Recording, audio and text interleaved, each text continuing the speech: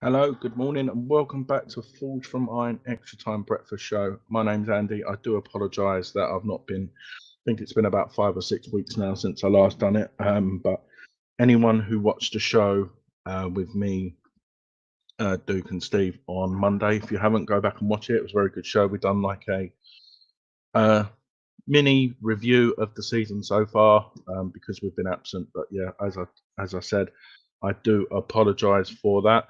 But yeah, I'm back with the breakfast show, and first of all, I'd like to start off with the international roundups from the games last night, which took place, which involved our West Ham players. And when you think of that over the last few years, uh, I think we had 11, out on international duty, but a few played last night. So let's get the ball rolling. Let's start with our new defensive midfield player. What a start he's had in the West Ham United shirt. And he played yesterday, helped Mexico to a 2-2 draw in a friendly with Germany in the United States. Was in the starting 11. Uh, they come from a goal down and took the lead before setting for a share of the points in Philadelphia. So yeah, very good start for him.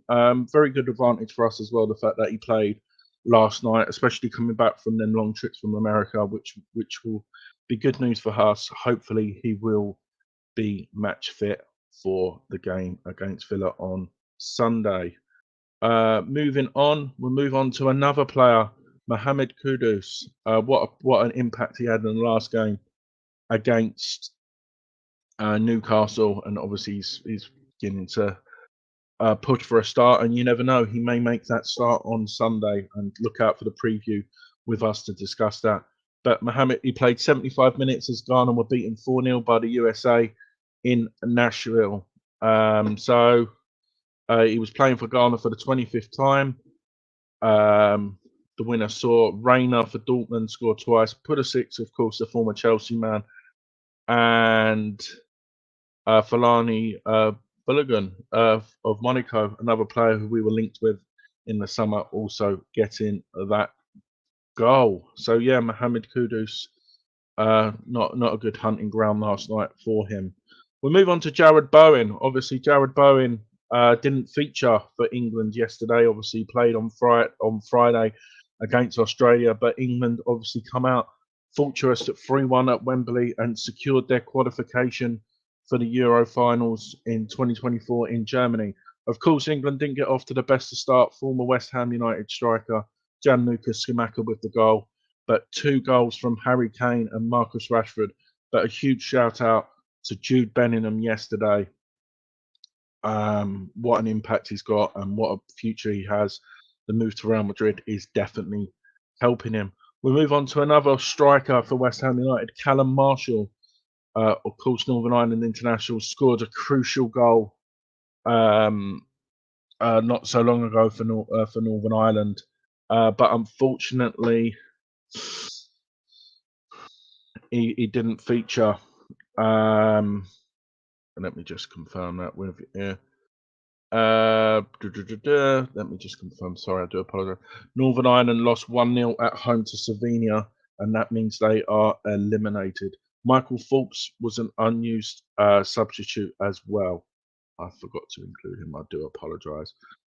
Moving on to Alphonse Areola, was also an unused substitute for France as they defeated Scotland 4-1 in a friendly in Lille. Of course, Scotland took the lead, but they didn't come out victorious in Lille last night. We move on to the African Cup of Nations qualifying, and he's had a shaky start this season, but I still think he's a good player for us. Naive Aged. I do like him. He's still showed some promise. I know he's been critical for a few mistakes, but hopefully, especially going away, playing for your country should hopefully get him some more confidence to come back. And he started and was booked as Monaco defeated Liberia in a 3-0 win. Among Monaco's scorers was uh, Ayoub El Kabi, who could face Aguerd for Greek club Olympiacos next week. The win saw Morocco top Group K ahead of South Africa, with both securing passage to the final, which will take place in the Ivory Coast in January and February this year. moving on to our young goalkeeper, Christian Hegyi, started but ended on the losing side as Hungary, under 21s were beaten 1-0 by their qualifying in Budapest. Hungary ended their Group B campaign 4th of the Six Nations with 14 points from 10 games and missed out on qualifying. We move on to our future striker, in my opinion, Divine Mubama, played again. And this is what I didn't realise until I read this morning. He played 78 minutes for England Elite League squad, formerly known as the Under-20s, and were beaten 2-1 at home by Portugal at MK Dons. Moving on to anyone who didn't see the Twitter account, I released it yesterday. The officials for the game against Sunday has now been confirmed, and I'll give you the details now. The referee is David Coote.